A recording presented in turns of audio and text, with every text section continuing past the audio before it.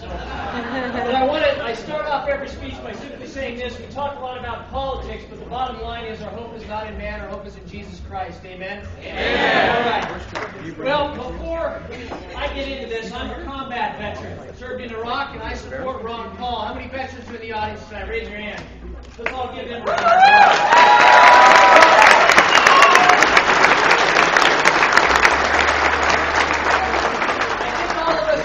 Realize that we have the opportunity of a generation to turn this country around. Not slow the train down, but to actually turn the country, turn the train around. I think that opportunity is Ron Paul. And I think that the critical question of this next election is very simple. Will the Republican nominee go to Washington, D.C. and do what they said they were going to do? That's the critical question. Ron Paul's been doing it for 24 years. That's why I think he's the best candidate.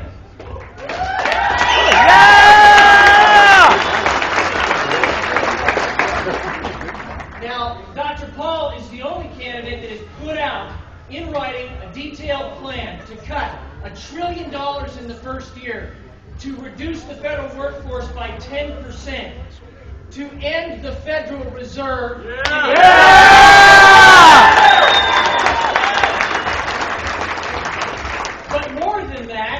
Ron Paul has always been against universal health care. He has always been pro-life, and he has always been against cap and trade. And I love coming here to Idaho because y'all said Obamacare stops at the Idaho state border.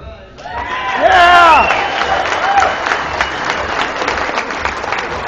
Many of you in this room, I think, agree with Ron Paul on the economy, but some say he's unelectable. Why? I find that hard to believe when a congressman has been elected 12 times to the U.S. Congress. Right.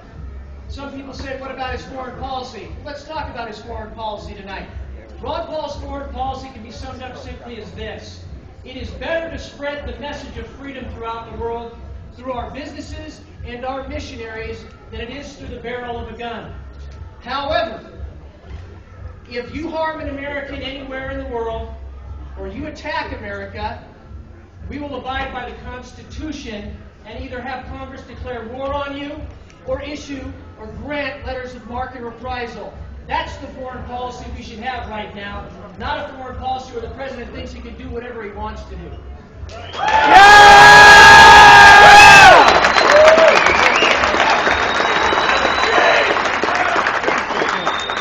had an Army Ranger friend of mine kind of put it best. He said, Ron Paul, his foreign policy really is about trying to make every effort to live in peace with all men.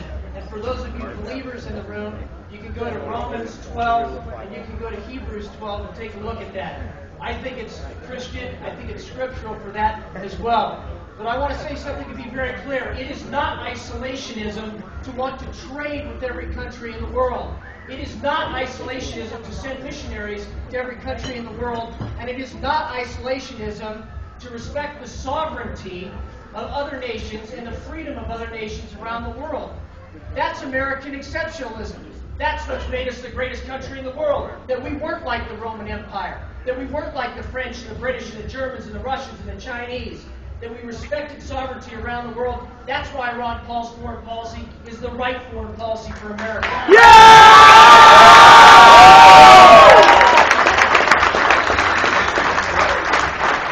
And on that point, Ron Paul is the only candidate who has consistently voted to defund foreign aid to Israel's enemies. I support Israel. That's why I support Ron Paul. He's also the only candidate that has consistently voted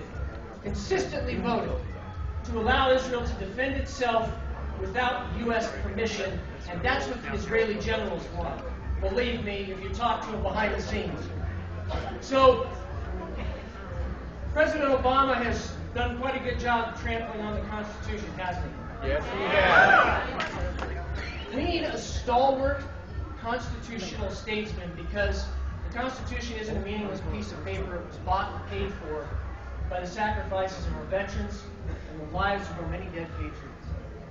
And that, I think, for me, is the greatest reason to support Ron Paul.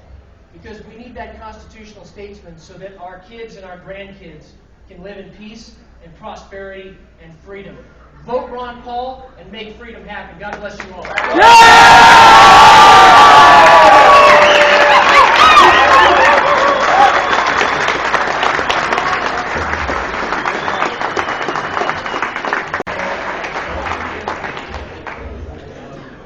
Jonathan, is there anything else you need to announce? Okay, I have been asked to announce that there is a Ron Paul reception upstairs in the Cinnabar room immediately following the proceedings here for those of you that are interested. Any other announcements from anyone? Okay.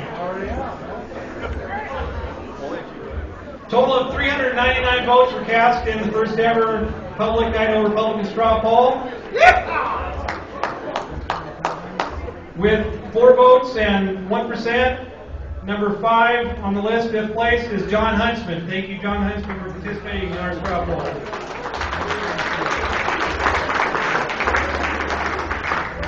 In 4th place, with 40 votes, Rick Santorum. In 3rd place, with 47 or 12% of the vote, Newt Gingrich. Deputy Speaker Gingrich.